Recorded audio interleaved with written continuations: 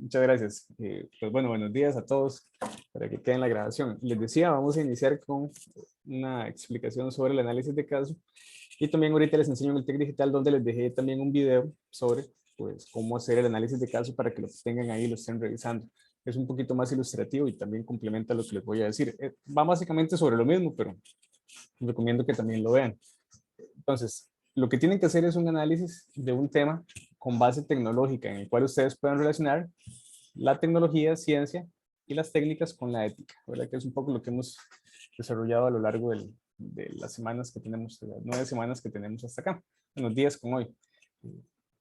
El caso lo vamos a dividir en 3 partes, una introducción, desarrollo y conclusión. A la introducción le vamos a decir presentación, identificación, documentación del caso. Es como lo que ustedes hacen en las bitácoras cuando ustedes describen qué fue lo que pasó. Bueno, aquí vamos a entonces describir qué es lo que pasa. ¿Cómo se describe un caso? Bueno, básicamente ustedes empiezan a revisar información sobre él, a determinar cuáles son las causas, cuáles son las consecuencias, quiénes fueron los involucrados, quiénes son, por decirlo así, los actores claves de lo que pasa, qué es lo que pasa, cuáles son las situaciones que suceden. Y bueno, eso lo podemos obtener de muchas fuentes. Lo mejor es documentarlo de fuentes académicas fiables, dígase algún tipo de revista, de publicación, de un artículo. Hay casos muy recientes que por lo general lo que se va a encontrar son páginas, digamos, de información o periódicos digitales o cosas así. Se pueden utilizar. Para esta etapa no hay tanto problema. Lo que sí me preocupa es que ustedes utilicen argumentos que vengan de fuentes que quizás no son tan confiables.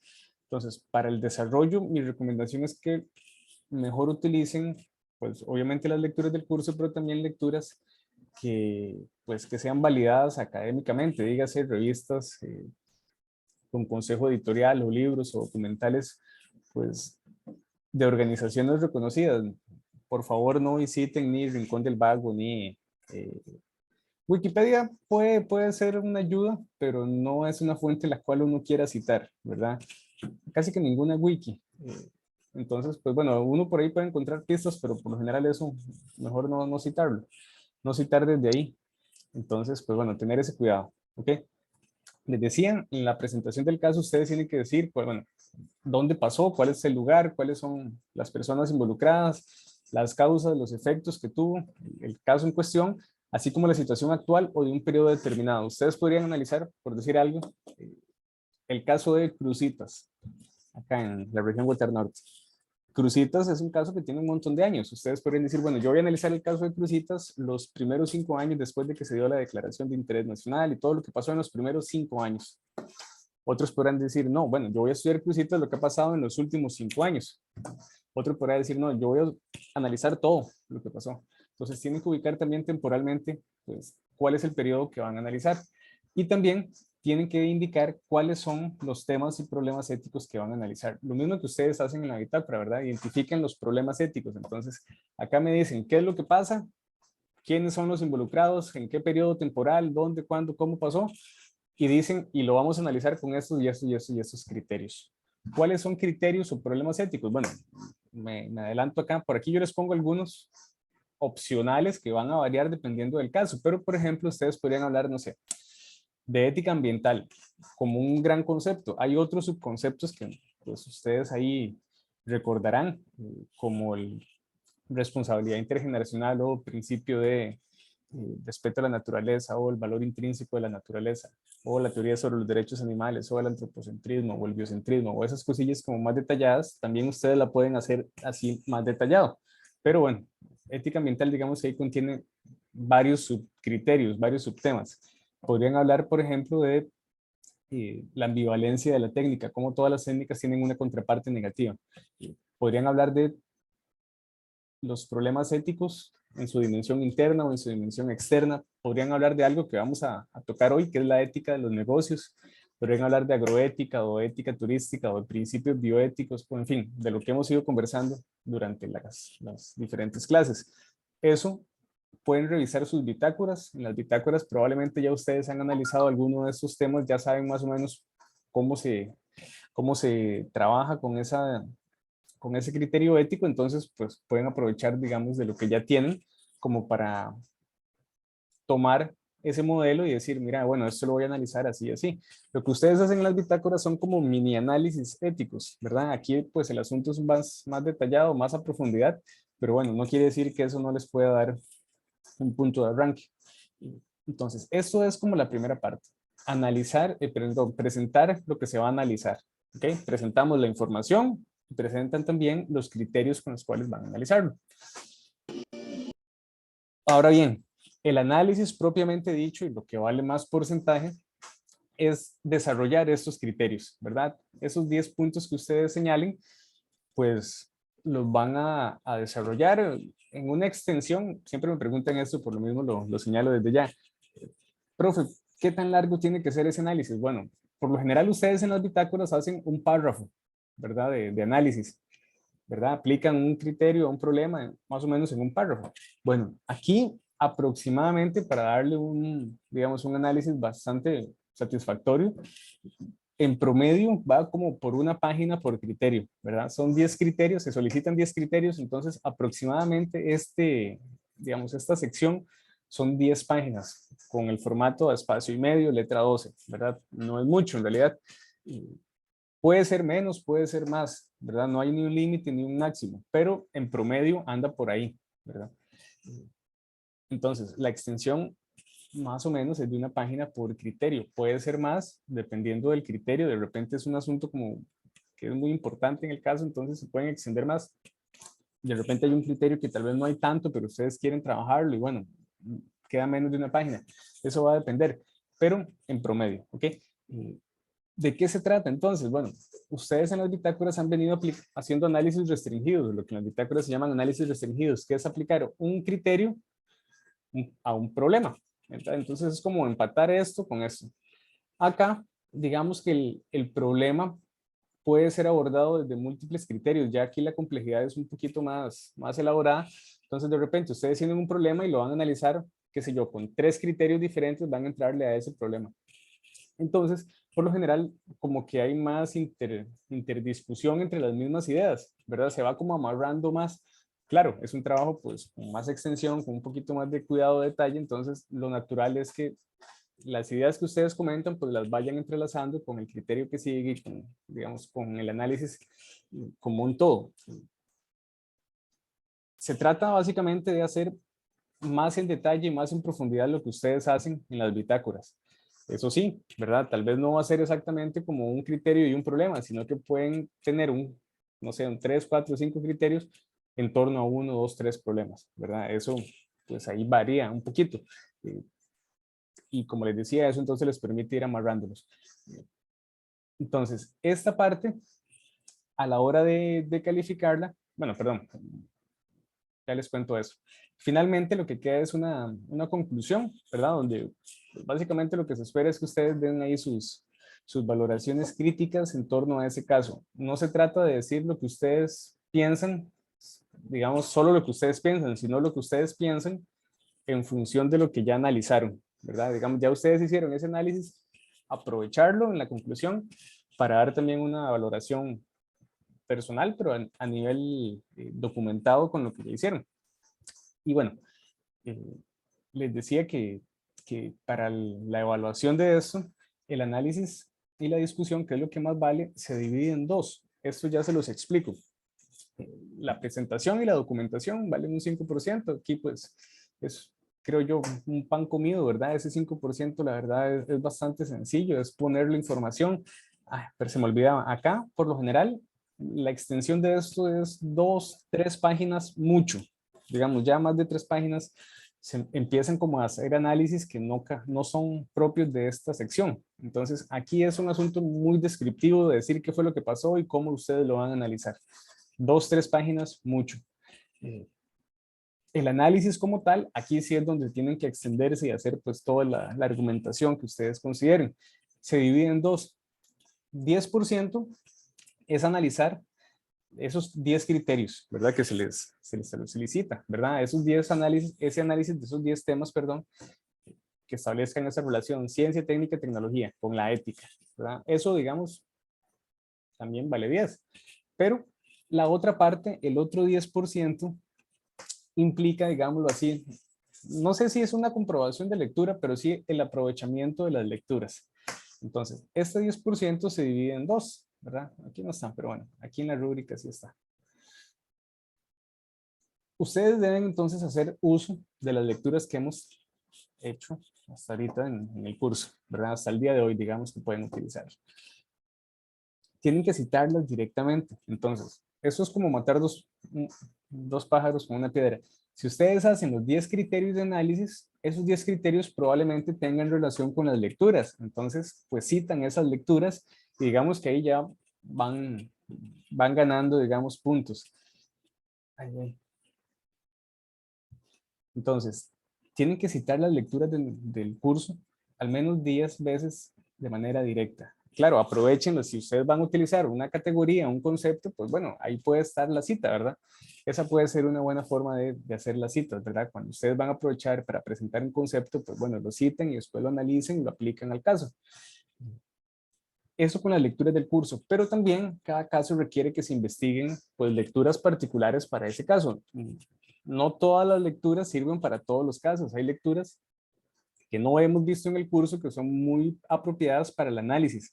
Entonces también la idea es que ustedes pues no solo se queden con lo que ven en el curso, sino que también busquen información adicional y esas otras lecturas adicionales también pues deben hacer 10 referencias directas. No confundan 10 referencias con 10 lecturas. Ustedes podrían decir, mira, me encontré, por decir algo, 3 artículos interesantísimos, súper vinculantes con el caso que yo estoy analizando y bueno, de esos 3 artículos ustedes pueden sacar las 10 referencias, qué sé yo, 2, 3 referencias por artículo. El punto es que tengan una documentación extra que sea pertinente. No es como citar, qué sé yo, el diccionario de la Real Academia de la Lengua Española para definir ética, ¿verdad? Y es como, sí, es una fuente externa, pero no me dice nada sobre el caso, ¿verdad? El punto es que sean lecturas sobre el caso que ustedes aprovecharon para traer a la discusión adicional a lo que ya hemos visto en el curso, otras lecturas. Entonces, por favor, no hagan como definiciones de diccionario y eso porque, pues, no se las cuento, en realidad. Entonces, material documental propio del caso que sirva para el caso. A veces ponen citas como por ponerlas, por cumplir el requisito de las citas, pero bueno, no se trata de ponerlas por ponerlas, sino de aprovecharlas. Y bueno, también acá entonces 10 referencias para obtener todo el puntaje. Si ponen menos, pues bueno, puntúan menos. Y las conclusiones, pues son 5 reflexiones respecto al caso. Ustedes analizan 10 criterios, entonces digamos que podrían hacer una conclusión por criterio, ¿verdad? Serían como 10 conclusiones, pero bueno, se les piden 5 para que ustedes, digámoslo así, prioricen las 5 fundamentales o fusionan un par de criterios en una conclusión, pero bueno, son 5 reflexiones finales, ¿ok? Este es básicamente digamos, el esquema del análisis de caso, ¿verdad? Presentación, análisis, conclusiones. Por favor, háganlo así. Presentación y documentación, ¿verdad? Le ponen en negrita como subtítulo, ¿verdad? Análisis del caso, taca, taca. Análisis y discusión del caso, entonces ponen criterio 1, criterio 2, criterio 3, criterio 4, ¿verdad? Le ponen ahí el subtítulo, qué sé yo, valor intrínseco de la naturaleza o ética de los negocios en el caso tal, como para darle un poquito de orden, no lo hagan todo chorreado, por favor. Y las conclusiones, ¿verdad? Ponen conclusiones, conclusión 1, 2, 3, 4, 5. Tienen que entregarlo por medio del TEC digital. Ya les enseño, bueno, ustedes, perdón, ustedes lo envían por acá, vamos a ver, les digo, ustedes, bueno, aquí es, descarguen el archivo que estamos viendo, ¿verdad? Y por acá me parece que lo envían. ¿Dónde es que lo envían? Ah, creo que no es aquí. Es que yo estoy acostumbrado a verlo diferente, pero bueno. No sé en dónde es que lo envían, chiquillos. Voy a enseñarles cómo lo veo yo. Vamos a ver. Bueno, en realidad yo lo que veo aquí es el documento, pero no. Profe, Sí, la vista estudiante creo que usted lo ve igual que nosotros. sí, sí, exactamente. Lo que no sé es dónde envían ustedes el documento, cómo lo suben. Ah, ahí donde dice nota obtenida aparece también como un cuadro donde dice subir asignación o algo así, creo. Sí, ¿verdad? Parece. Vamos, déjenme revisar nada más que ya esté activo porque si no. Ese es el problema, pero debería estarlo. Detalles de entrega. Sí, vamos a ver. Bueno, digamos que debería aparecerles ahí. No sé si es por la fecha o qué.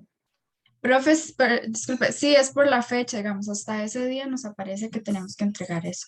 Ah, ok, ok. Bueno, listo. Sí, me imaginé que era eso. Aileen, vamos a ver, su pregunta dice si cada criterio es como un problema en sí del caso del que se habla, ¿verdad? Es para estar segura. Vamos a ver, sí, cada criterio es como el análisis de un problema, pero lo que les decía es que puede haber problemas que ustedes los analicen con 2, 3, 4 criterios. Lo que pasa es que en las bitácoras hacemos un concepto, un problema, digamos, ¿verdad? Es como empatar uno y uno. Aquí puede haber un problema y le vamos a meter 3, 4 tipos de criterios, de conceptos para analizarlo. Entonces, en eso se vuelve un poquito como más elaborado. Pero cada criterio, digamos, con una página, aunque estén analizando la misma situación. Sí, me expliqué bien, Aileen, nada más para saber que le quedó claro. Sí, profe. Ok, listo, gracias. Bueno, aquí está entonces lo del análisis de caso, vean también acá, nada más para que sepan dónde está. Eh, Aquí en clase semana 10, bueno, donde está el documento de hoy, pues aquí también les puse un video de explicación del análisis de caso. Ahí les explico más detalladamente con un ejemplo de un análisis de caso de este curso en, pues, en otro año. Entonces, véanlo también, porque pues más o menos ahí se pueden dar una idea de cómo va el análisis de caso. Entonces ahí también podemos tomarlo como base. Dura como 15 minutos. No lo veo acá porque pues, ya, digamos, ya lo expliqué, pero para que lo tengan ahí y sepan que ahí está también como apoyo. ¿Alguna pregunta, chiquillos, sobre el análisis de caso?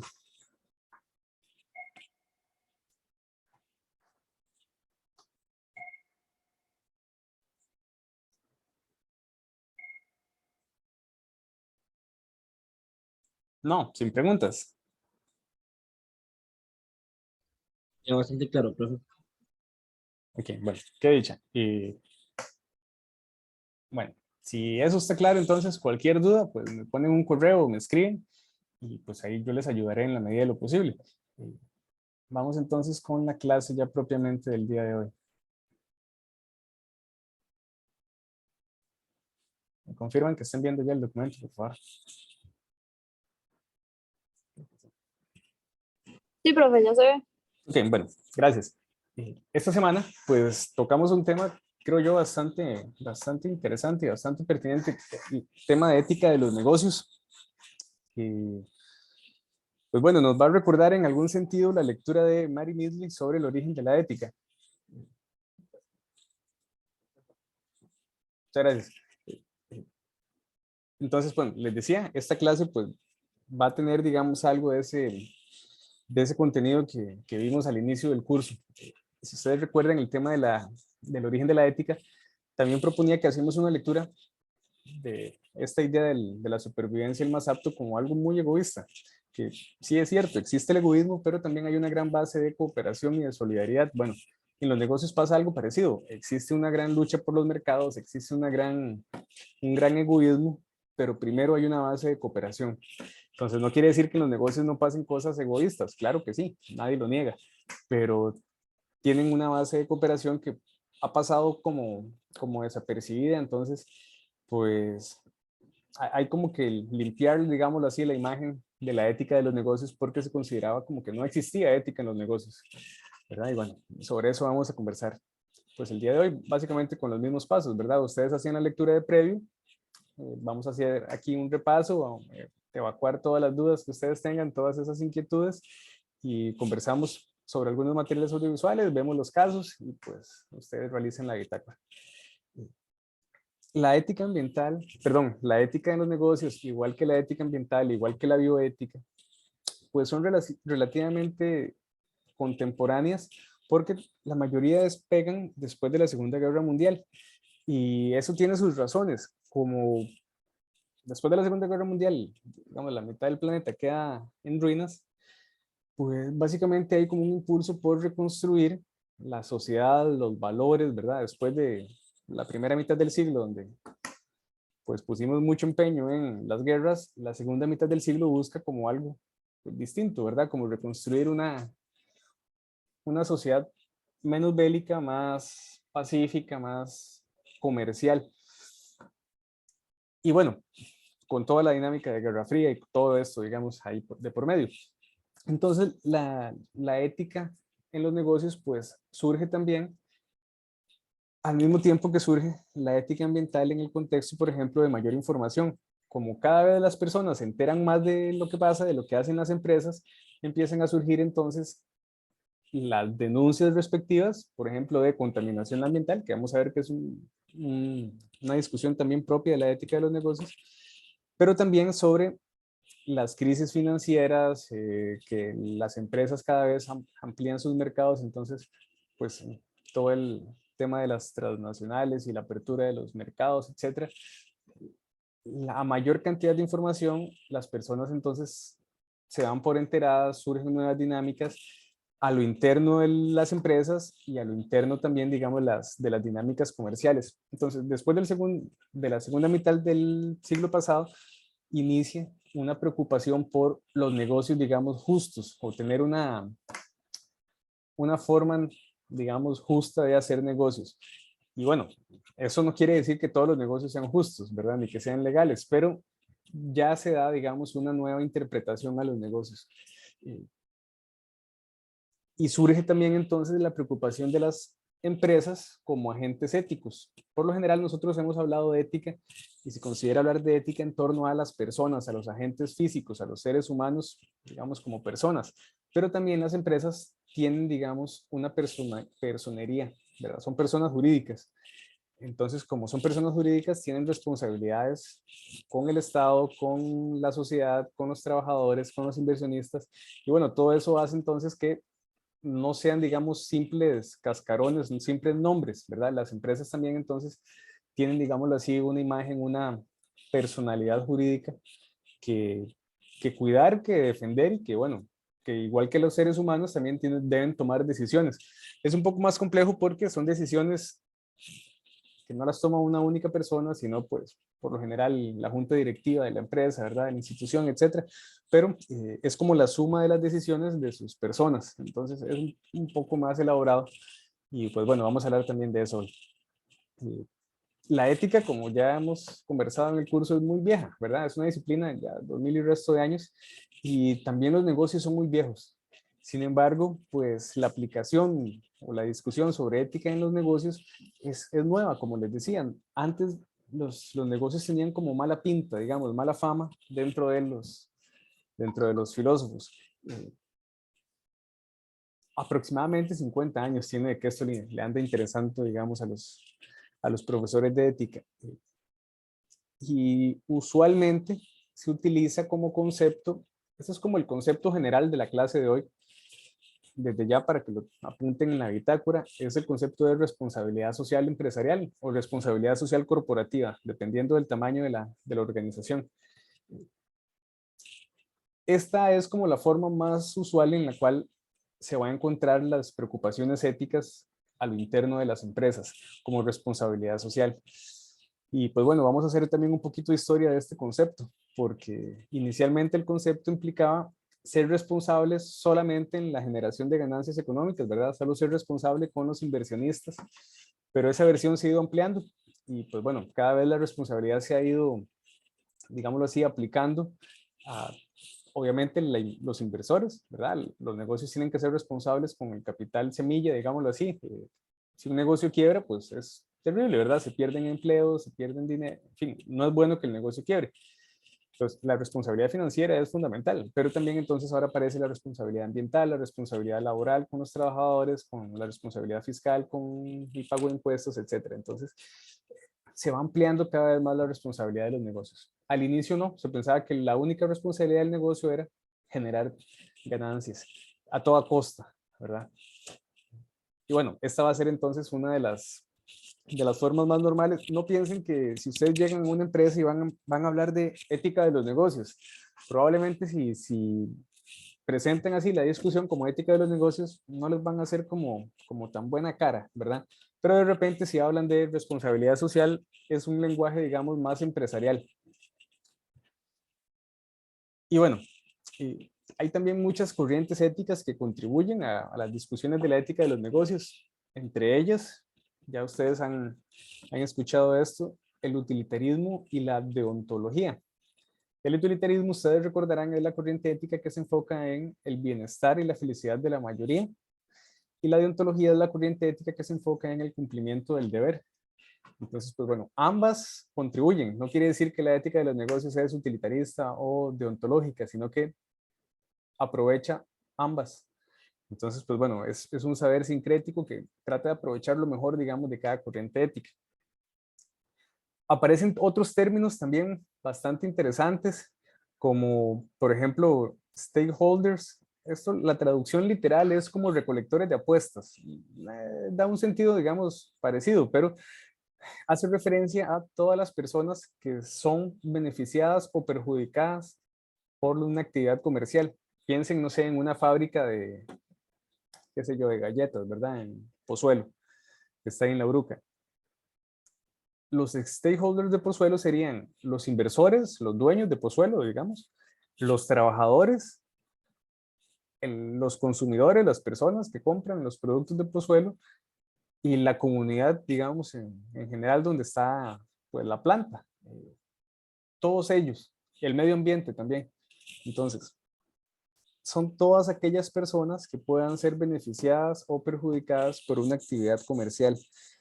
Aparece entonces este concepto a la par del concepto de responsabilidad social. La responsabilidad social entonces se aplica a sus stakeholders. Son aquellas personas, el entorno natural, la sociedad en como un todo que puede ser beneficiado o perjudicado por una actividad comercial. Entonces, esos dos conceptitos los pueden ahí resaltar para la bitácora. Son conceptos éticos que pueden utilizar entonces en el análisis de caso.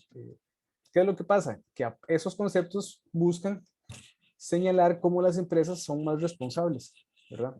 Y bueno, pues un ejemplo de esto es la discusión sobre el comercio justo, ¿verdad? Por ejemplo, Starbucks o Café Brit señalan como parte incluso de su marketing un trato justo, ¿verdad? El trato justo al consumidor, el trato justo al productor, el trato justo como valor, si se quiere, como parte de esos valores éticos que también tienen los negocios, ¿verdad? No, en este negocio, trato justo. Yo no sé si Starbucks es más que todo propaganda, pero bueno, lo señalan. Entonces, esto es un fenómeno también interesante. La ética se ha vuelto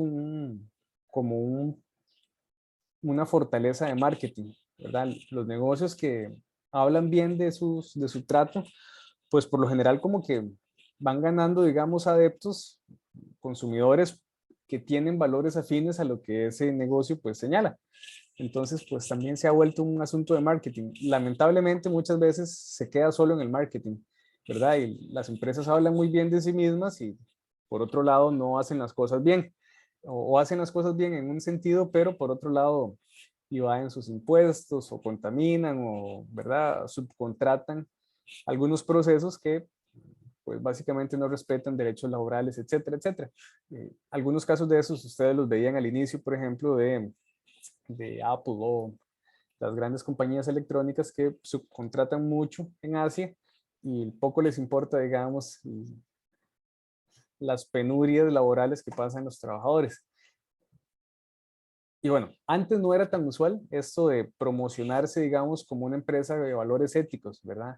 Pero bueno, actualmente parece que las empresas también son grandes referentes culturales y de valores, entonces pues no pueden como manchar su imagen, ¿verdad?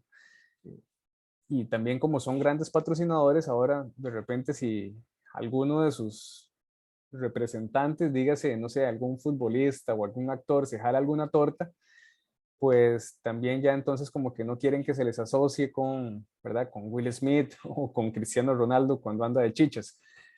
Son cosas como ese mundillo del marketing que le genera, digamos, bastante, digamos, trabajo a las empresas de marketing. Y bueno, y la gente también se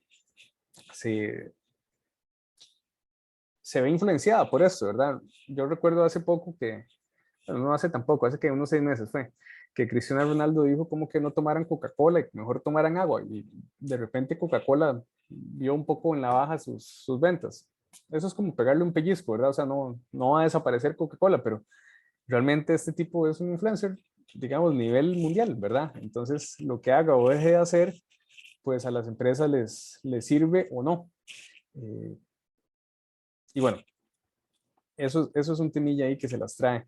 Eh, la ética de los negocios es un medio extraña porque por lo general los negocios tradicionalmente durante muchísimo tiempo, hasta hace 50, 60 años empezó a cambiar esto, se presentaban como algo inmoral, corrupto, sucio, como que los negocios eran simplemente, como dicen en inglés, business are business, ¿verdad? Es como los negocios son los negocios y no metamos tanta moralidad o tanto sentimentalismo, digamos, en el mundo de los negocios, ¿verdad? Era un asunto como más, se percibía o por lo menos se discutía sobre los negocios como que los hombres de negocios no tenían ética, ¿verdad? Como que hacían lo que tenían que hacer para que el negocio triunfara.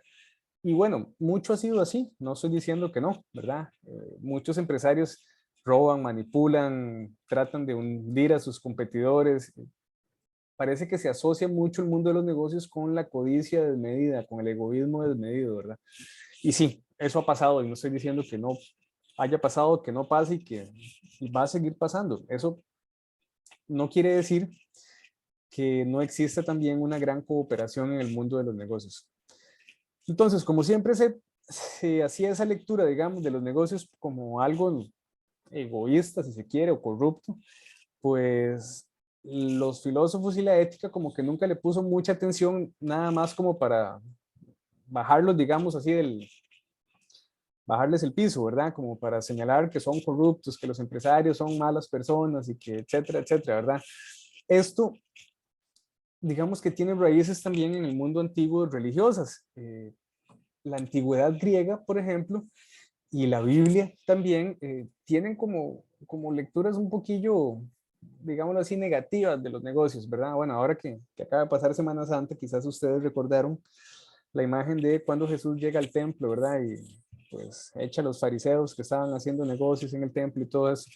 Y en la Biblia ahí hay un montón de ideas sobre que los ricos no entrarán al reino de los cielos, ¿verdad? Que es más fácil, ¿cómo es que dice? Que es más fácil que pase un elefante por el ojo de una aguja que un rico entre al reino de Dios, bla. O que bienaventurados los pobres, etcétera. Hay muchas ideas que se mezclan en torno religioso, comercial. Eso lo vimos un poco también en el video de Isla de las Flores, ¿verdad? Un poco todo lo que cuenta en ese video señala esto. El lucro, por ejemplo, estaba prohibido para los católicos, ¿verdad? No podían lucrar, no podían entrar en esas actividades comerciales. Bueno, esto va cambiando eh, cuando en la religión se dan cuenta que pueden hacer negocios con la fe.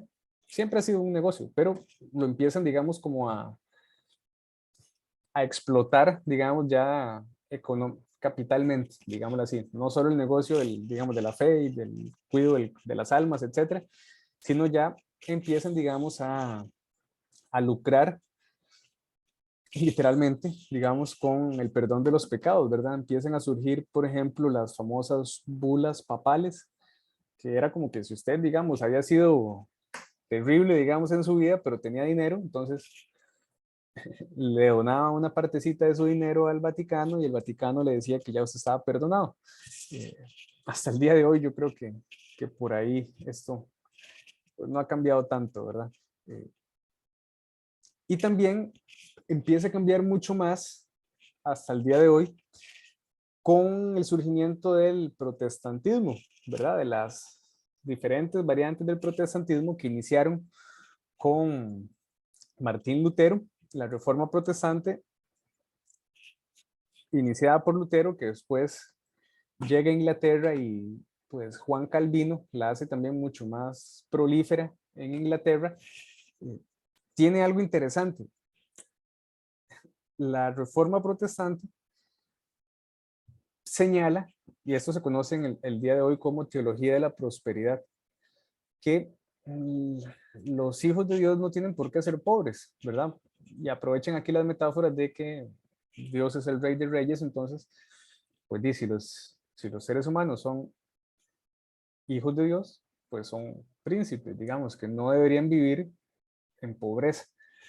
Y acá entonces surge una idea sobre cómo el bienestar económico es sinónimo de bienestar, digámoslo así, religioso, ¿verdad? Como que si usted está bien económicamente es porque Dios lo bendice.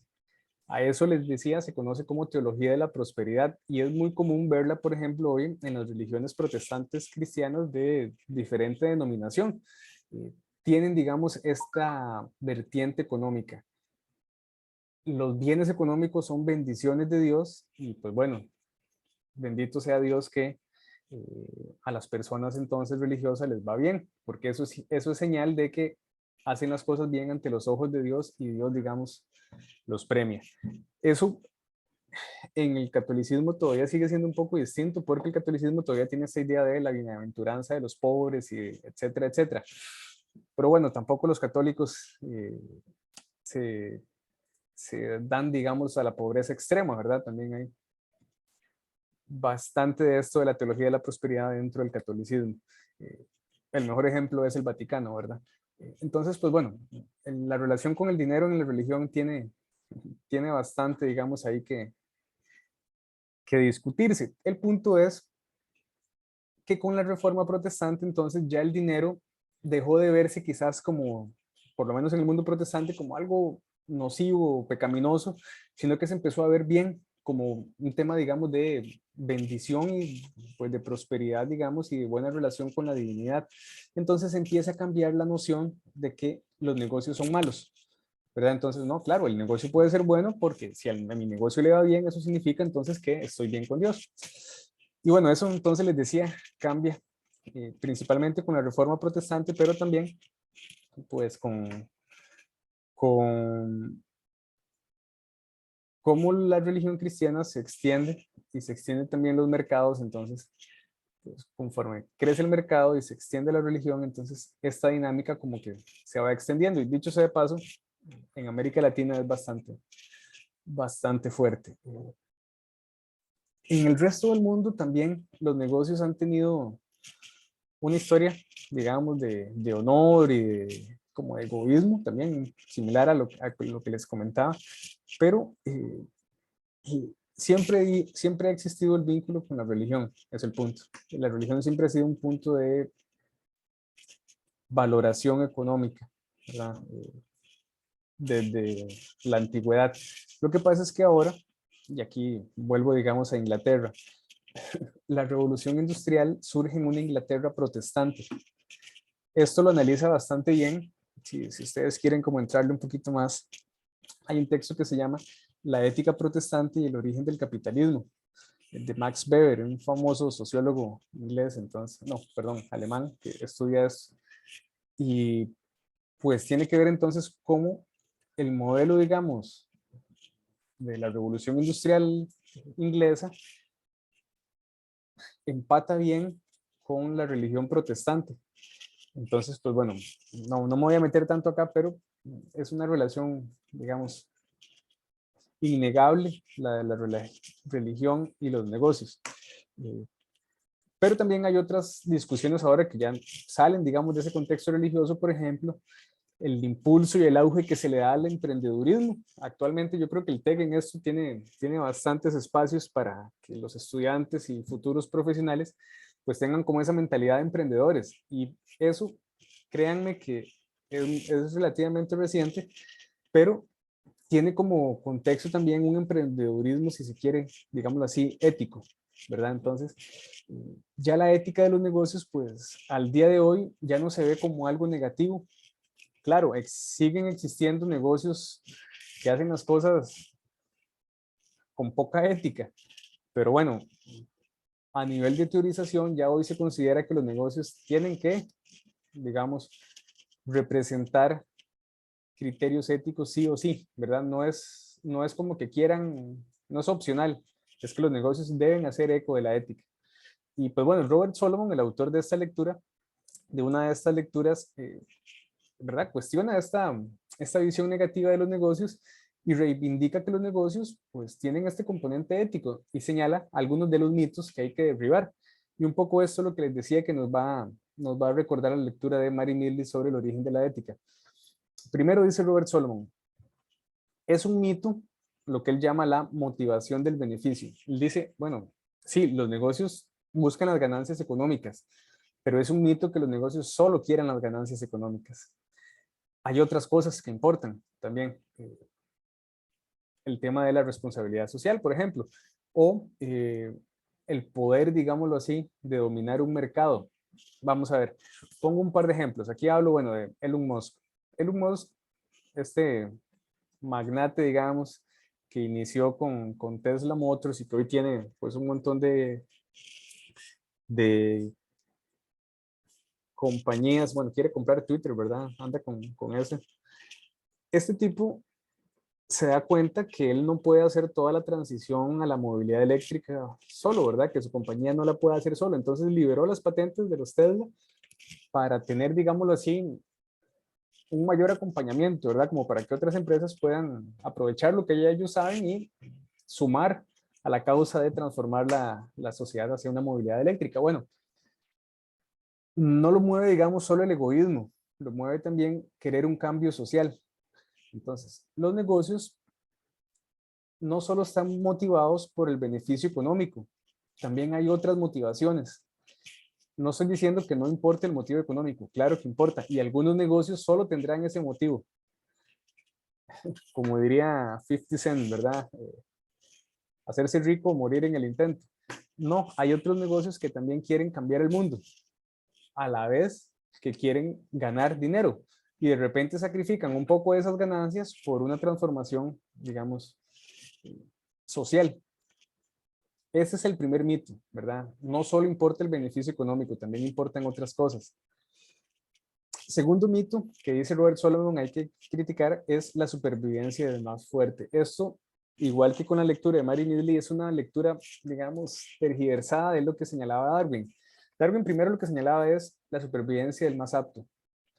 Incluso en los negocios podemos ver que negocios que se logran adaptar, pues tienen mejores posibilidades de sobrevivencia, digámoslo así. Por ejemplo, Correos de Costa Rica, ¿verdad? Correos de Costa Rica estuvo a punto de cerrarse cuando surgió todo el tema de internet, ¿verdad? Ya nadie mandaba cartas por correo, pero se reinventó y ahora pues le va bastante bien con las compras por internet. Bueno, se pudo adaptar. La supervivencia del más fuerte es una lectura, digamos, tergiversada, insisto, de lo que señala Darwin. Como esto surge en Inglaterra, como la revolución industrial surge en Inglaterra, Darwin es inglés, entonces al colonialismo británico le servía bastante bien apoyar esta idea de que sobrevive el más fuerte. Ay, qué casualidad, los ingleses somos los más fuertes, ¿verdad? Entonces, como que fueron expandiéndose y sus redes coloniales hicieron eco de este prejuicio, digamos, de este mito, para decir, así, nosotros somos los más fuertes, ¿verdad? Nuestra economía, nuestra moneda, nuestra forma de hacer negocios, nuestra religión protestante ha de ser la que predomine. Y bueno, por ahí, como que todo tiene como un engranaje, digamos, que surge de ahí, de la Inglaterra de la primera revolución industrial. Y bueno, eso de la supervivencia el más fuerte, recuerden en el tema de Mary Needley, lo que plantea es que hacemos una lectura muy egoísta. Y claro, el egoísmo existe, pero en la base lo que está es la cooperación. Entonces, la supervivencia del más fuerte deja de lado, primero, un proceso cooperativo que pasa también en los negocios. No se debe extrapolar siempre, digamos, las descripciones naturalistas al mundo social. Eso por lo general no cae bien. Y con Darwin se le conoce como darwinismo social, lo que les decía, los ingleses aprovecharon esas ideas de Darwin como para decir, claro, en la naturaleza pasa así, en la sociedad pasa así y nosotros somos los más fuertes. Pero eso, digamos que no es una buena metodología. Las sociedades se comportan diferentes al entorno natural. Comparten algunas particularidades, sí, pero sus dinámicas no son idénticas. Entonces hay que tomarlas cada quien por lo cual. Sin embargo, como somos seres sociales, ¿verdad? Los seres humanos vivimos en comunidades, nuestra base animal, que hablábamos con Mary Needley, es cooperativa. Entonces, los negocios no pueden, digamos, anular esa base cooperativa. Se montan sobre esa base y claro, insisto, los negocios son tramposos, ¿verdad? Hay luchas por mercados, egoísmo, espionaje empresarial, todo eso pasa y va a seguir pasando. Pero en la base los negocios tienen que cooperar, porque si no, pues ningún negocio prospera, ¿verdad? Por decir algo, un supermercado ocupa, obviamente, que las personas lleguen a comprar, pero también ocupa de productores, de transportistas, de publicistas, de todo el entramado social que hay detrás. Entonces, por ejemplo, con la pandemia o con la guerra o con cualquier fenómeno que ustedes ven, los comercios se ven afectados por estos fenómenos porque o no se puede ingresar a los comercios, ¿verdad? Por el tema de la pandemia que estaba ahí como el aforo y todo eso, o no llegan los suministros, o como somos una sociedad global, entonces de repente algún producto viene de Ucrania, por ejemplo, las harinas y los trigos y todo esto parece que va a subir. Entonces, si la sociedad no es cooperativa y no armoniza sus relaciones comerciales, el negocio pues va a perder clientes, va a perder ganancias. Igual con la guerra, durante la guerra la economía se centra mucho en los insumos bélicos y pues dejan de producirse otras cosas y de consumirse otras cosas y no hay dinero, no fluye el capital, los supermercados bombardeados no existen. Entonces, pues bueno, ocupamos que la sociedad esté, digámoslo así, en buenas condiciones para que los comercios florezcan. Si no hay esa cooperación, pues la sociedad la pasa mal. Entonces, pues bueno, la supervivencia es más fuerte, también es un mito. Sobreviven más los negocios que se puedan adaptar. Le pasó, por ejemplo, a Kodak, si ustedes recuerdan, bueno, tal vez ustedes son muy jóvenes, Kodak es una marca de cámaras fotográficas y de películas, y no quiso hacer como la transición a las fotografías digitales en el momento en que estaba pues, levantando, y se quedó atrás, y bueno, terminó, digamos, con pérdidas multimillonarias, pero el punto es que no se quiso adaptar. Y bueno, creo que ha tenido ahora un resurgir, pero digamos que quedó fuera del negocio por un buen rato. Paralelo a esto, digamos, unido a esto también el mito de que los negocios es como el dicho de Thomas Hobbes de que el hombre es el lobo del hombre, ¿verdad? Como si los negocios todo fuera una guerra por los mercados, por un entorno estricta y únicamente competitivo. Sí, efectivamente existe la competición, pero como les venía diciendo, lo que existe en la base es la cooperación. Los negocios deben cooperar. Y pues bueno, a lo interno de las empresas también, ¿verdad? O sea, los trabajadores deben cooperar entre sí para aumentar la producción, la rentabilidad, etcétera, etcétera. El ambiente laboral, si queremos verlo así, debe ser pues sano, cooperador. Si no, digamos, eso puede dar al traste con una empresa, ¿verdad? Y bueno, aparece también acá 3 niveles en la ética de los negocios. Estos niveles también los pueden aprovechar para la bitácora, son conceptos que les pueden servir. Por ejemplo, la microética. La microética, digamos, podríamos verlo así como microeconomía.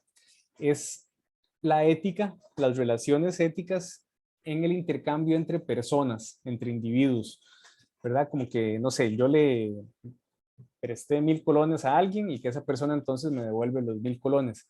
Intercambio justo entre personas o que no sé, pongamos otro ejemplo, que yo voy, digamos, si le compro aguacates al señor que está vendiendo aguacates ahí en la feria. Persona a persona, digamos, negocios micro, ¿verdad? Como de personas que yo le compré un carro a una persona, ¿verdad? Hicimos el traspaso, bueno, ya, todo bien. Microética.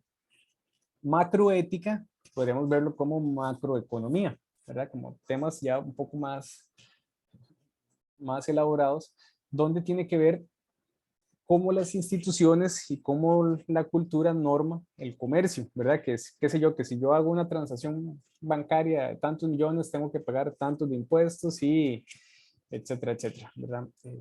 Y aquí surgen entonces preguntas ya digamos a nivel macro sobre política económica o digamos ética social. Por ejemplo, ¿es la propiedad privada un derecho previo de la sociedad? la respuesta parece que no. ¿Es justo el libre mercado? Parece que ni siquiera es libre. Eh, y bueno, preguntas como si es mejor un régimen socialista, capitalista, híbrido, como China, que se dice comunista y es capitalista en lo económico. En fin, aquí hay preguntas como de una mayor envergadura a nivel social. Y bueno, pues esto también lo pueden aprovechar ahí en la bitácora. El otro concepto que pueden aprovechar es el de ética molar, que es un conceptito bastante importante porque es como la mezcla. Tiene que ver en cómo aplica la ética, digamos, en la organización, en donde se da relaciones de individuos con instituciones, con organizaciones. Entonces es, por ejemplo, las discusiones sobre qué papel juegan los individuos en las empresas, ¿verdad? Cómo la empresa trata a sus trabajadores, cómo trata a los stakeholders en general. Los individuos, por otra parte, tienen también deberes con las empresas, ¿verdad? De repente algún ingeniero tiene que guardar el secreto profesional, tiene que cumplir con las tareas establecidas, es decir, las empresas ponen reglas y los individuos también tienen que cumplir esas reglas. Además, hay toda una estructura de derechos laborales, etcétera, etcétera. Entonces, la ética molar es como ese punto de encuentro entre las personas y las organizaciones, ¿verdad? Para arriba y para abajo. De las organizaciones hacia las personas y de las personas hacia las organizaciones. Y bueno, aparece otra vez el concepto que les señalaba antes de responsabilidad social empresarial, responsabilidad social corporativa. Esta es quizás, este concepto por favor no lo dejen por fuera en esta bitácora porque es el concepto central. Y les decía, ha ido variando. Inicialmente, en la década de los 80, tal vez un poquito antes, ya se venía configurando la lectura de la responsabilidad social y uno de los principales expositores de esto de la responsabilidad social inicialmente fue Milton Friedman. Es un economista premio Nobel de la Escuela de Chicago, bastante, digamos, orientado al liberalismo y al neoliberalismo. Milton Friedman señala que sí, que las empresas tienen una responsabilidad social, pero única y exclusivamente con sus inversionistas. En sus planteamientos, entonces, la responsabilidad social se reduce a generar dinero. Esa es como la primera versión de la responsabilidad social. Sí, hay que ser responsables porque ese dinero que se está administrando es de los inversionistas y ellos no pueden perder dinero. Y claro, eso tiene todo el sentido. Nadie va a invertir en un negocio para perder dinero, ¿verdad? El punto es que Milton Friedman entonces decía, bueno, sí, pero esa es la única responsabilidad, generar dinero. No importa la contaminación, no importa el trato a los trabajadores, lo que importa es la ganancia. Es una versión que todavía el día de hoy se mantiene en algunos círculos empresariales donde lo único que les importa es la plata, pero a nivel social, a nivel teórico, pues ya no se percibe que la responsabilidad social solo se hace a los inversionistas, al contrario, como les decía antes, hacia todos los stakeholders, inversionistas, trabajadores, medio ambiente, las comunidades que muchas veces no tienen nada que ver. Y bueno, las empresas, como les decía, tienen actividades y efectos que involucran a muchas más personas que sus inversores, sino que entonces los trabajadores tienen que trabajar en entornos seguros, por ejemplo, de salud ocupacional, digámoslo así. No se podría entonces lucrar a costa de entornos laborales riesgosos. Claro, se hace, pero no se debe. Los consumidores, por ejemplo, durante mucho tiempo, Mattel pintaba sus juguetes con pinturas con plomo. Y bueno, probablemente ustedes hayan visto que los niños lo primero que hacen con los juguetes es morderlos y chuparlos y mordisquearlos todos. Y no es buena cosa que los juguetes estén pintados con pintura con plomo. La pintura con plomo se eliminó también de las pinturas de casas y de todo porque, por obvias razones, ¿verdad? Pero durante mucho tiempo los productos con plomo eran, también la pintura con plomo se utilizaba para sus juguetes. Eso implica que hay una afectación a los consumidores que no está bien, ¿verdad? O sea, las empresas no pueden deliberadamente causarle un daño a sus consumidores. Claro, ¿verdad? Aquí hay un juego de responsabilidad compartida, porque, por ejemplo, las empresas, hay empresas que venden, por decir algo, venenos, ¿verdad? Qué sé yo, para controlar alguna plaga. Pero entonces, aquí es donde entra el juego de la responsabilidad de la empresa como productor y la responsabilidad de la persona o del que va a consumir, del consumidor. Entonces la empresa dice, bueno, este producto tiene que almacenarse fuera del alcance de los niños, por decir algo. ¿Por qué? Porque de repente un niño, no sé, se toma un veneno y, ¿verdad? Una desgracia, una tragedia. La responsabilidad no es enteramente del productor, sino que es compartida. Yo una vez, y esto yo creo que es como, era como un chiste, yo no creo que alguien sea tan chapas, pero estaba ahí tonteando, ¿verdad? En Facebook. Y entonces apareció una imagen de como una reseña de alguien que estaba comprando en Amazon. Entonces, era una reseña de un gas pimienta, ¿verdad? Era como un gas pimienta X para defensa personal. Entonces la reseña decía como, no recomiendo comprar este gas para sazonar la carne porque el olor a pimienta y el sabor es muy fuerte. Y es como, bueno, es que el gas pimienta no se utiliza para condimentar la carne, ¿verdad? No es un asunto de, no es pimienta para cocinar. Hay chiste a veces sobre esto, como que dicen como, vean, es que por personas así es que el champú tiene instrucciones, ¿verdad? Y el champú tiene instrucciones porque, y aquí ya me pongo serio, por lo general los hombres quizás no nos fijamos tanto en el champú, pero por experiencia de mi esposa, hay champús que hay que usarlos un cierto tiempo, lavarlos, hay champús que son como en seco, hay otros que es como para después de los tintes, y, o sea, hay un montón de champús que uno dice, mejor leo la etiqueta porque esta cosa no es simplemente echárselo de ahí, ¿verdad? Hacer el espumero y ya, enjuagarse el pelo. Entonces, todo tiene, digamos, su indicación, hasta el champú. Entonces, pues bueno, se reparte la responsabilidad entre los productores y los consumidores. Por ejemplo, qué sé yo, eh, un Lego, digamos, un juego de estos de Lego tiene alguna indicación que dice para niños mayores de 7 años, por decir algo. ¿Por qué? Porque los chiquitillos de repente se tragan el Lego y, ¿verdad? Puede haber ahí un accidente. Y como las empresas entonces involucran a más personas que solo los inversionistas, entonces hay que también tener como diferentes tipos de responsabilidad. Por ejemplo, claro, la responsabilidad con los inversionistas al interno de la compañía es que los resultados sean positivos. Pero, por ejemplo, la responsabilidad con el medio ambiente.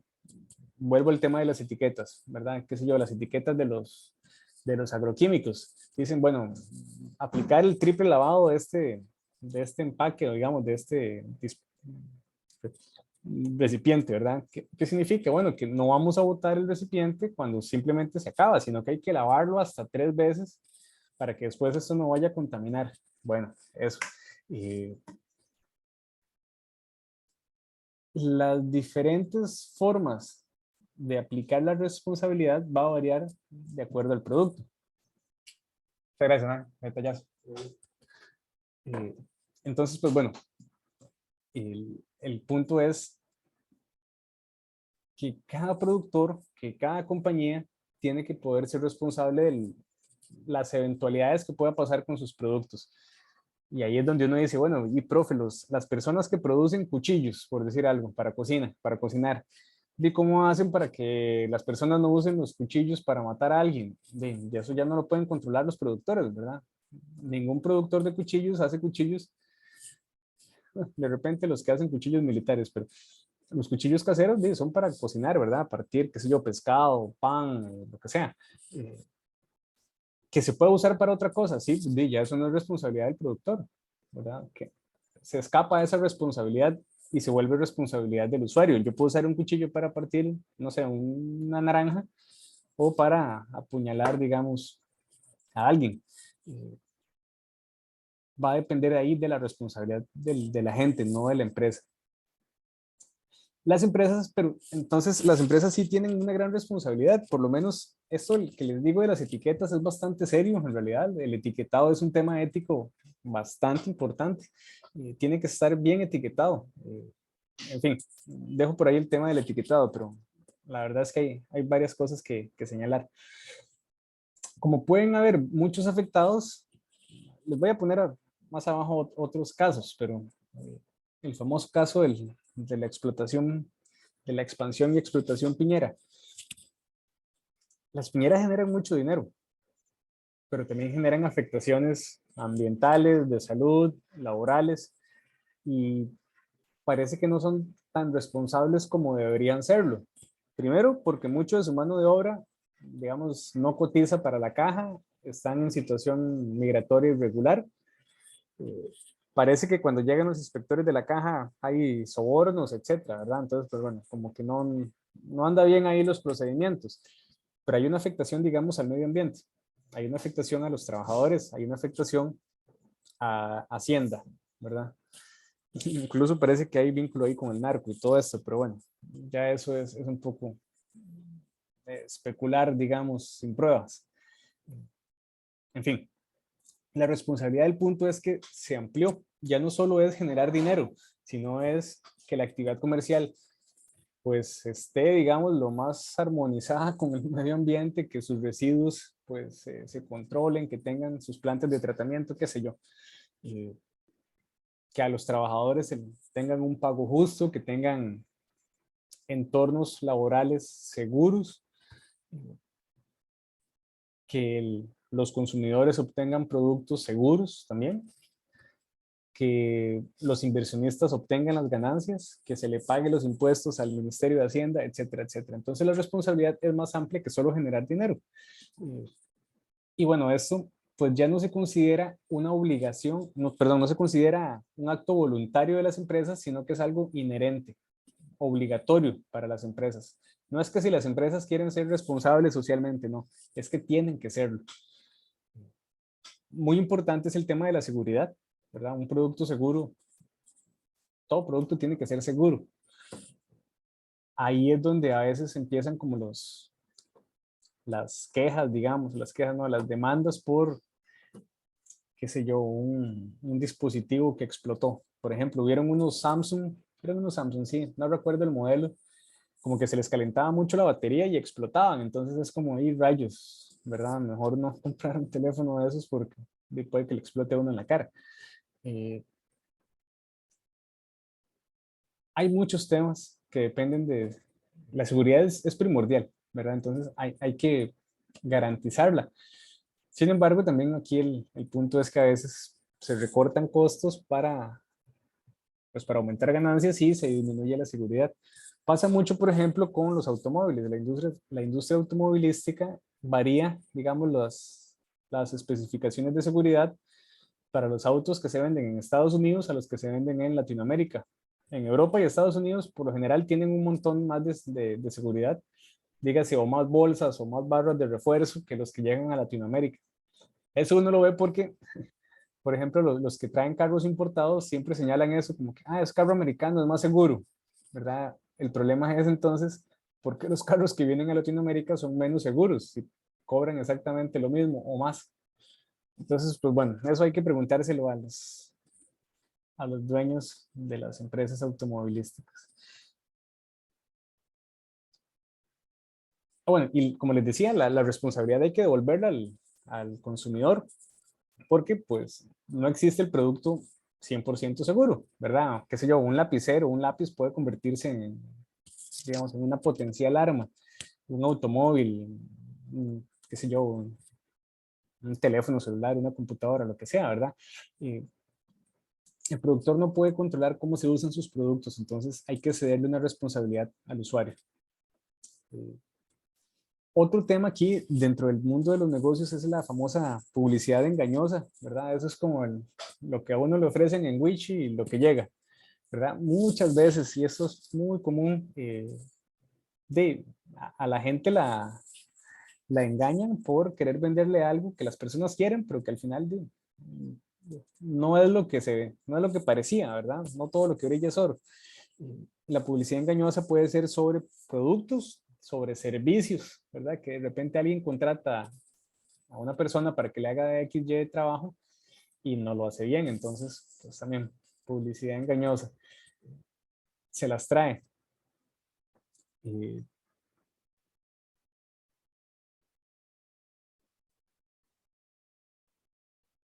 las personas como seres humanos son, lo digo de esta manera, son seres humanos antes que ser trabajadores. Entonces, las empresas no pueden tratar a las personas como cosas. Muchas veces lo pasa, ¿verdad? Pero sí, son seres humanos.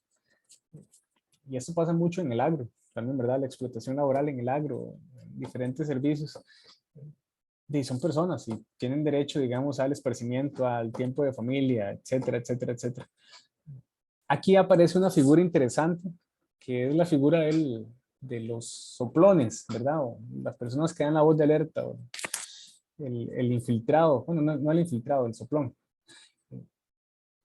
El soplón es un tipo de colaborador, de trabajador, que es como mal visto porque traiciona, digámoslo así, la confianza de una empresa, traiciona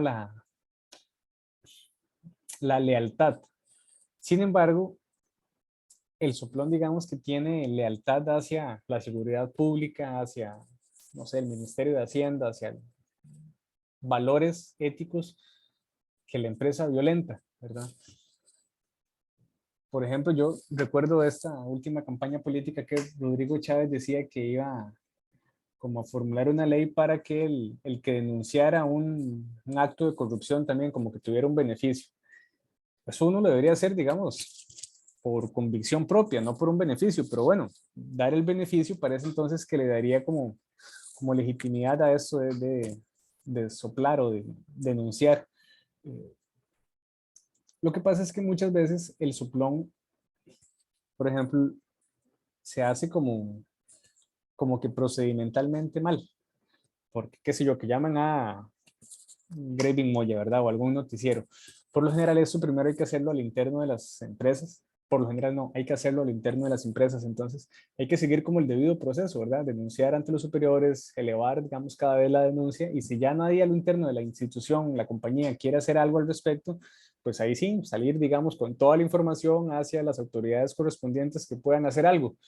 Porque muchas veces hay soplones como que lo que quieren es llamar la atención y hacer el escándalo, pero no, eso no soluciona el tema. El asunto es llevarlo a las autoridades que puedan hacer algo al respecto. Y esta lectura termina señalando algo muy importante. Dice que cuando el negocio, cuando las exigencias del negocio chocan con el bienestar de la sociedad, el que debe ceder es el negocio, no la sociedad. Es decir, la sociedad no puede permitir que los negocios hagan lo que les da la gana. ¿Verdad? Ah, que se contaminan las fuentes de agua por la expansión piñera. ¿Qué importa? Que la piña siga haciendo lo que le da la gana. No, la sociedad debería tener un punto, digamos, de no tolerancia ante cierto tipo de actividades comerciales que dañan a la sociedad. La sociedad, digamos, tiene que normar. Y bueno, eso pasa, por ejemplo, con, como con el tema de las drogas o con la prostitución o con temas como tabús. Son negocios que están como en el mercado negro y quedan sin regular.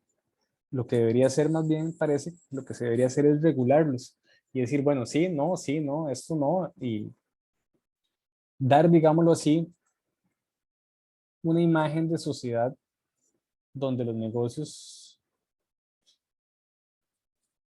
permitidos no choquen contra esos valores de la sociedad. Esto es un tema difícil porque las sociedades a veces son muy conservadoras y los negocios vienen, digamos, a cambiar las normas sociales. Entonces, los negocios también son como dinamizadores del cambio. Y bueno, el punto es que la sociedad pueda ponerle un freno a los negocios que están dañando a la misma sociedad. Porque si no, pues bueno, terminan acabando con la misma sociedad. Esa es la primera lectura de Robert Solomon. La segunda lectura de Miguel Ángel Ramírez retoma mucho de estos puntos. Yo no voy pues a revisarla tan detalladamente, sino que me interesa revisar lo que él llama razones para aplicar ética de los negocios desde el punto de vista económico. Él señala aquí algunas razones que a mí me parecen valiosísimas porque apuntan a que la ética importa en los negocios no solo por el tema de los valores o el clima laboral, sino también por el bienestar del negocio económicamente hablando incluso. Y bueno, señala Ramírez que una actitud deshonesta puede afectar negativamente los resultados financieros de las empresas. Entonces, la corrupción, los negocios chuecos, por decirlo así, hey, tarde que temprano van a pasar una factura, ¿verdad? Como dice aquí, la corrupción de un país desalienta la inversión. Si llevamos esta tesis a su última consecuencia, básicamente los negocios no podrían tener éxito sin ética. Esto no es del todo cierto, en realidad. Los negocios pueden ser exitosos sin ética. Pero bueno, el punto es que para que un negocio le vaya bien, tiene que tener ética. Si no, parece que en algún momento, ¿verdad? Va a salir a flote que se maquillaban informes, que etcétera, etcétera, ¿verdad? Diferentes situaciones. 2, dice Ramírez, invertir en ética es muy rentable para la empresa. Dice, quizás es uno de los aspectos más rentables para la empresa. ¿Por qué? Porque parece que se elevan las ventas, que mejora la imagen corporativa, un poco lo que les decía, digamos, la ética como capital de reputación, fortalece la lealtad, el compromiso de los empleados. Parece que tiene muchos beneficios, ¿verdad? Hacer las cosas bien, digamos que le ayuda entonces a las empresas a tener mejor imagen y eso le jala más clientes y pues bueno, le da mayor acceso a financiamiento, etcétera, etcétera. También plantea Ramírez que la ética se justifica dentro del mundo de los negocios no solo porque permite contribuir a la ganancia monetaria, sino principalmente por cómo contribuye a la sociedad. Es decir, el negocio puede ir bien con ética o puede ir mal con ética, puede ir bien con o sin ética. Pero lo que importa en el fondo, dice Ramírez, es cómo el negocio beneficia a la sociedad. No solo si hace las cosas bien o mal para generar dinero, sino cómo transforma la sociedad. Y bueno, esto saca, digamos, la discusión de los negocios del ámbito meramente económico. Sí, es importante la economía, no estoy diciendo que no. Insisto, hay que ser responsables económicamente, pero los negocios también pueden hacer un cambio más allá de lo económico. Y eso, pues bueno, según Ramírez, justifica la ética en los negocios, porque entonces ya no solo es que hacemos negocios, sino que es que construimos una sociedad a partir de los negocios que hacemos en la sociedad.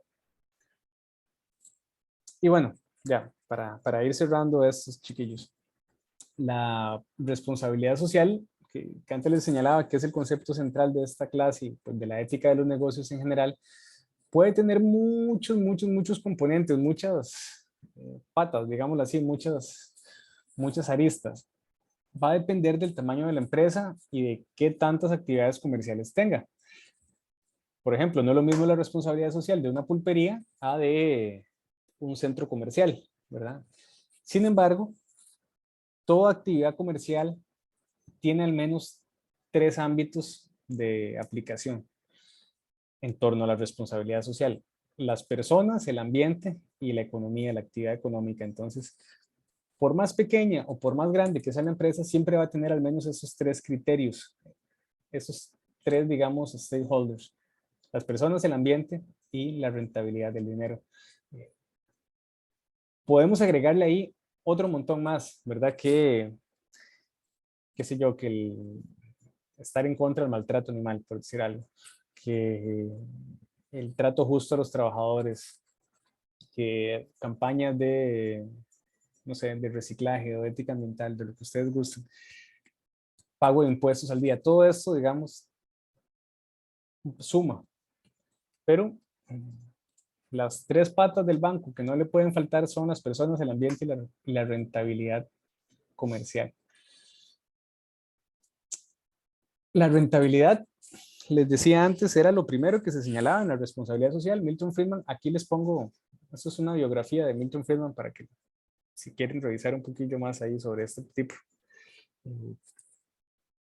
La responsabilidad entonces, según Milton Friedman, era únicamente hacia la rentabilidad, ¿verdad? Y bueno, y esta es la cita famosa. La responsabilidad social de la empresa es aumentar las ganancias de sus inversionistas. Y pare de contar. Pero bueno, esto, como les comentaba, ha ido ampliándose. Sobre las personas, pues básicamente aquí, este es un gran ámbito porque incluye todo lo que está relacionado con el bienestar y la seguridad de los sujetos, dígase los trabajadores, dígase los consumidores. Los trabajadores son quizás los principales stakeholders, no, ni siquiera los inversionistas, los trabajadores, porque son los que hacen que la compañía, la empresa cobre vida, ¿verdad? Sin trabajadores no hay negocios. Entonces, pues bueno, los trabajadores son fundamentales. Pero se extiende hacia toda la sociedad, ¿verdad? Hacia todas esas personas que puedan ser perjudicadas o beneficiadas. Y el ambiente, pues bueno, yo creo que ya lo hemos comentado aquí en bastantes clases, el tema del ambiente es fundamental. Es, digamos, el sostén de las actividades comerciales y, pues bueno, para nadie es un secreto la crisis ambiental acelerada y severa que se vive. Entonces, si las empresas que tienen tanto poder no se preocupan por el ambiente, de apague y vámonos, ¿verdad?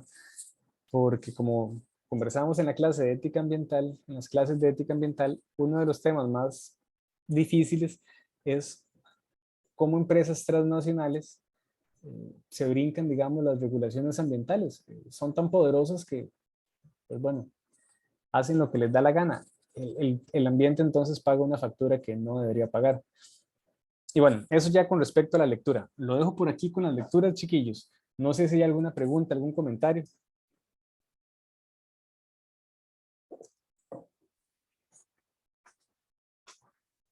Al momento no, profe. Listo, vean, les cuento. Esto de la responsabilidad social es bastante famoso.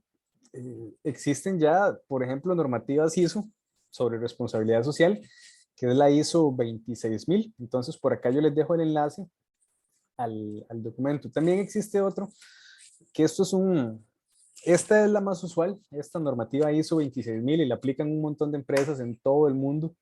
Entonces, pues vean que esto no es algo, digamos, como que esté arrancando.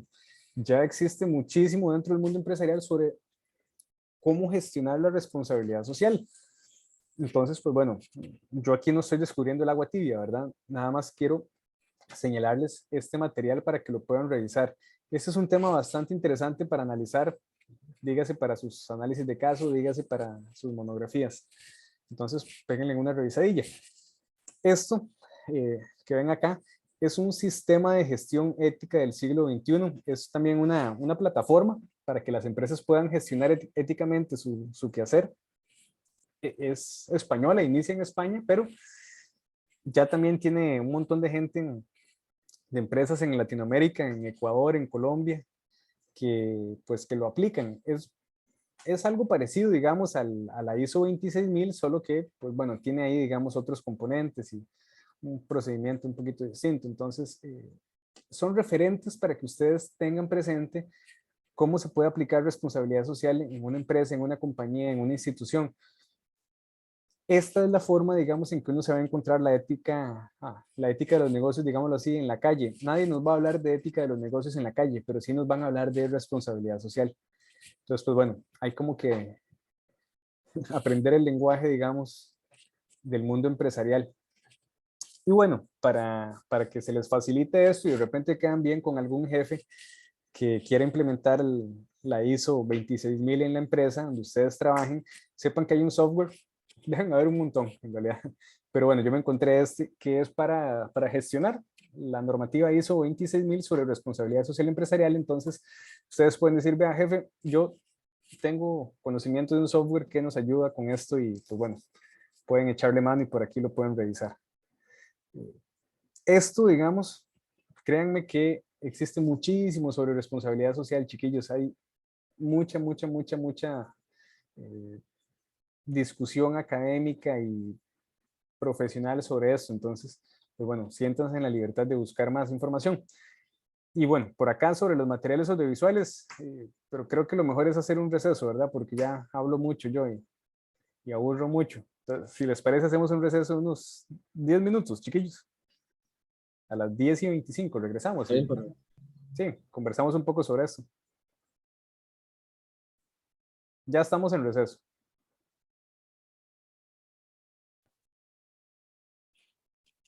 Ok, Hey, chiquillos, porfa, alguna reacción ahí. Pulgar arriba, dos dedos, mano arriba, para saber que están por acá.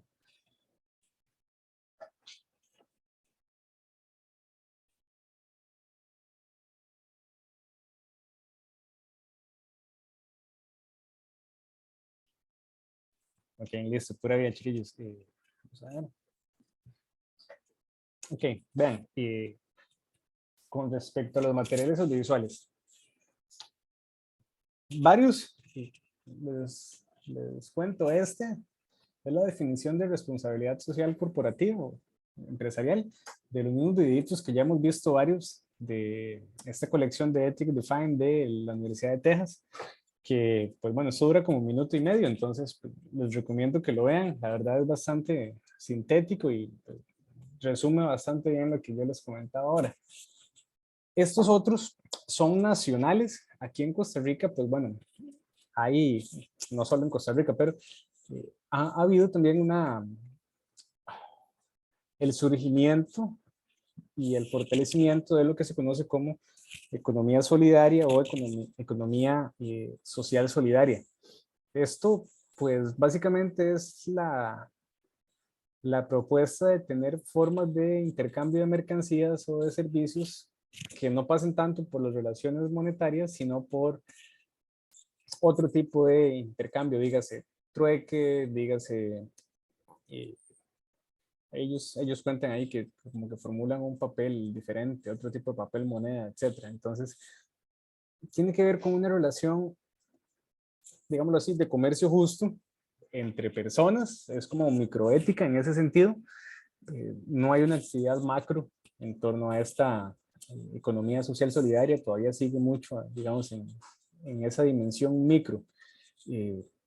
Entonces, pues bueno, eso lo podrían revisar. Acá yo, la verdad, no le sigo mucho la pista de esto en Costa Rica, pero sí existe, digamos, más que todo, por lo menos esto que verán acá en el Valle Central, ¿verdad? Como las ferias verdes, ese tipo de cosillas que tienen, pues, productos que no necesariamente uno encuentra como en los grandes supermercados, sino que es más como de productores, ¿verdad?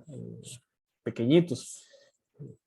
Entonces, por acá, estos son dos, este es más cortito, esto dura como 3 minutos y el resto. Este sí dura un poquillo más, ya dura como media hora, me parece. Y pues bueno, son muy interesantes. Yo lo que pues, quisiera proponerles acá es también la opción de ganarse un punto extra, ya les cuento cómo. Entonces, estos dos son sobre Costa Rica, sobre economía solidaria y comercio justo en Costa Rica, ¿verdad? Y este es un documentalcito, no dura tanto, dura como media hora sobre economía social solidaria en Costa Rica. El otro material que me parece muy valioso y que pues quiero que ustedes vean es esto el informe Klicksberg. Este es un informe que prepara un señor que se llama Bernardo Klicksberg, donde él habla pues, de un montón de temas en relación a los negocios, pero acá en este video habla de la responsabilidad de las empresas.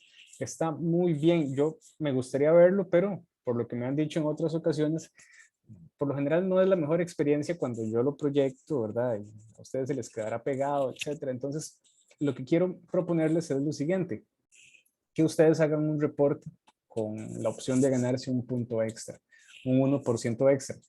¿Qué incluiría el reporte? Bueno, un reporte de esto, del informe, de este video y de estos dos, ¿verdad? En un mismo reporte, ¿verdad? Porque están relacionados, es el punto, ¿verdad? Este va a contar un poquito lo que yo les decía durante la clase, ¿verdad? De cómo la responsabilidad ha ido ampliando, etcétera, etcétera. Este es más nacional, entonces la idea es que los puedan amarrar, los puedan vincular. Entonces, si hacen un reporte de estos tres en un mismo reporte, pues se ganan el punto extra, ¿verdad? Igual me lo mandan al correo y les puedo dar unos 15 días para que lo hagan. Eso. Esta es una lecturita que también es interesante porque habla mucho y bien de la responsabilidad social en entornos, perdón, de empresas en contextos tecnológicos, principalmente informáticas. Entonces, pues aquí no revisan todo el documento, pueden ir a revisar de una vez a la página 59 a la 62 y van a encontrar esto. Lo digo porque pues muchos de acá son de ingeniería en sistemas y bueno, de repente esto les interesa. Entonces, con estos materiales tienen aquí el chance de un punto extra y pues yo recomiendo que los revisen todos, pero si no revisaran, si quisieran revisar solo uno, porfa revisen este, el informe Clicksburg. Es bastante claro. Esos de Costa Rica también me interesa que los revisen, pero bueno, este yo creo que es como el que es más apropiado para la clase de hoy. Y bueno, sobre los casos. Los casos, bueno, hoy tenemos varios casos. Lo primero es un tema de responsabilidad social de una empresa, digamos, una gran empresa, y bueno, también vinculada con el sector informático como es Microsoft. Entonces por acá, información sobre cómo Microsoft juega, digamos, con la propaganda ética. No estoy diciendo que lo hagan mal, pero bueno, tiene ahí algunos cuantos puntos débiles. Entonces, pues bueno, con Microsoft también aquí ustedes revisen qué hacen y qué no hacen. Después un caso nacional. En Costa Rica, el tema de la responsabilidad social empresarial también pues, algunas empresas ya lo llevan rato trabajando, entre ellas Holcim, el ICI y el grupo BAC Credomatic. Entonces, pues por aquí este es un reportaje, ¿verdad? Un poco lo que yo les decía, cómo aprovechan la responsabilidad social para hacerse propaganda. No estoy diciendo que eso esté mal. El punto es que algunas de estas empresas, pues, lo digo de esta manera, no todo lo que hacen tiene ética. Entonces, claro, resaltan lo que hacen con ética, pero por otro lado, digamos, podríamos cuestionarles otras cuestiones. Pero bueno, quedémonos aquí con lo que hacen bien. Creo que en general en el seminario muchas veces hablamos de las cosas negativas. Bueno, esto es un caso positivo de cómo esas empresas tienen un compromiso de responsabilidad social y pues bueno, ustedes aquí lo revisarán. El famoso caso de la expansión y explotación piñera en Costa Rica, entonces lo vamos a enfocar esta vez desde la responsabilidad social. Si ustedes ven acá la página, esta es la página de CANAPEP, la Cámara Nacional de Productores Exportadores Piñeros. Hablan muy bien de lo que ellos hacen, ¿verdad? Son la salvación de Costa Rica para mitigar, digamos, la falta de empleo y parece que ambientalmente son también bastante responsables. Un poco lo que yo les decía, digamos, cómo se utiliza la buena imagen como un componente del marketing. Contrastado con otra información que viene del seminario universidad y pues de otras ONGs internacionales, parece que como que alguien miente, ¿verdad? No, como que no es tan bueno como se pinta. Entonces, pues bueno, el tema de la piña yo también ya lo hemos conversado en otras situaciones, en otros contextos, pero acá me parece interesante revisarlo como parte del tema de la responsabilidad social.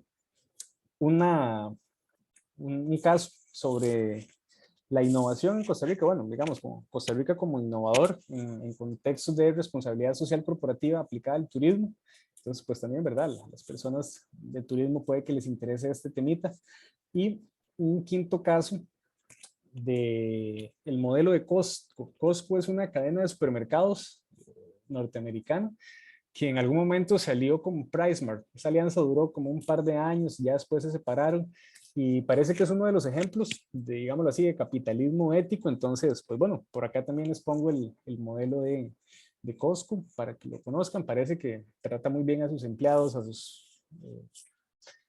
sus colaboradores, pero a sus proveedores y bueno, a los clientes, etcétera, etcétera. Entonces, por acá les dejo esta referencia a esta cadena de supermercados que lo hace bastante bien. Y bueno, ya aquí quedaría la bitácora.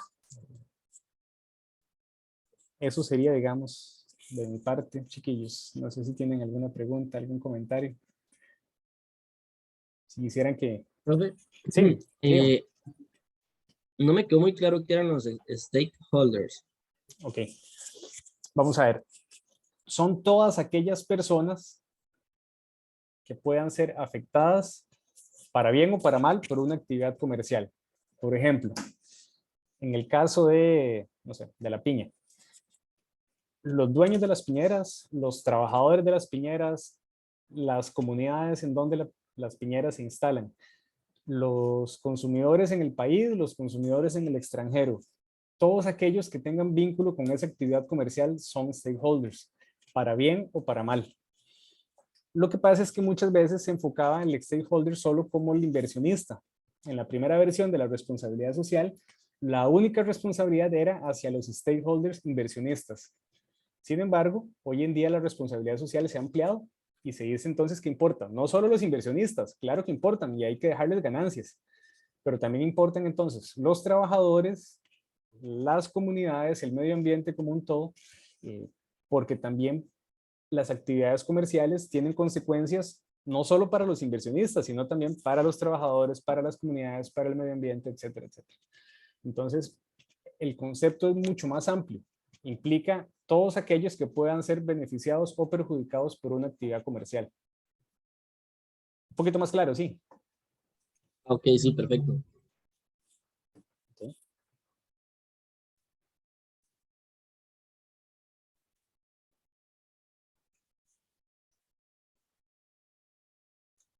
No sé, chiquillos, ¿alguna otra pregunta o comentario?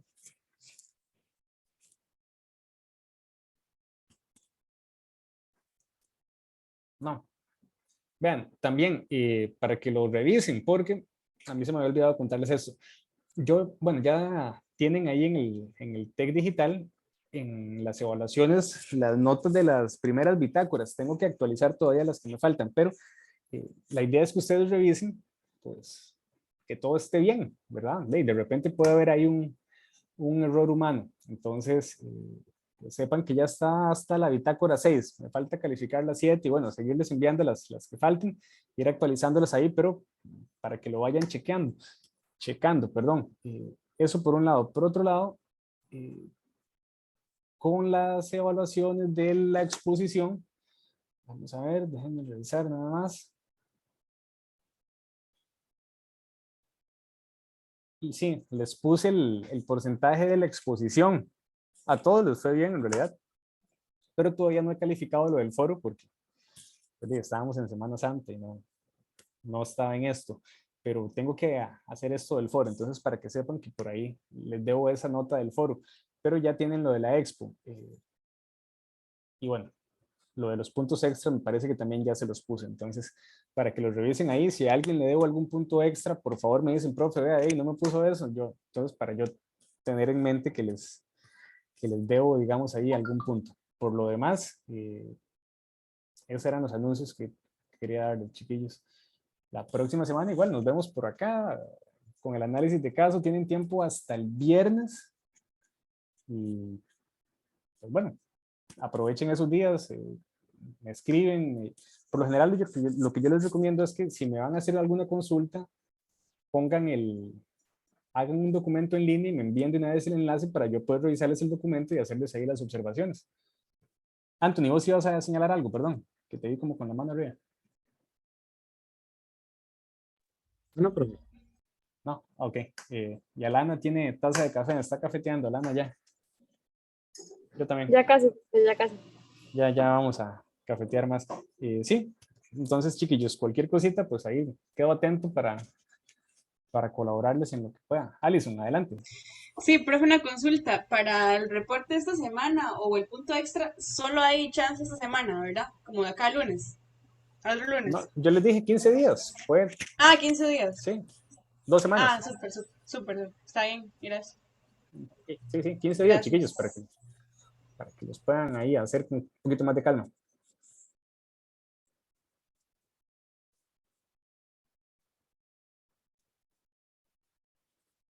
Ok, bueno. No, perfecto. Muchas gracias, profe. Con mucho gusto, chiquillos. Igual, Daniel y a todos, que tengan buen día. De mi parte, yo lo dejo por acá. Recuerden que estoy para ayudarles con el análisis de caso. Mándenme, ojalá y una vez como un documento ya en línea para poder hacerles observaciones. Grupos máximo de 5. Y pues bueno, nos vemos entonces la otra semana, chiquillos. Daniel, ¿ibas a decir algo? Sí. Gracias, profe, chao. Con gusto, hasta luego, Lan.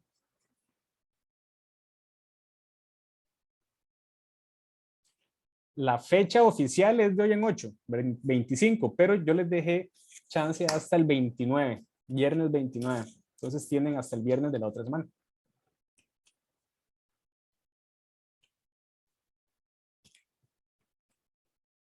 Con gusto, Daniel.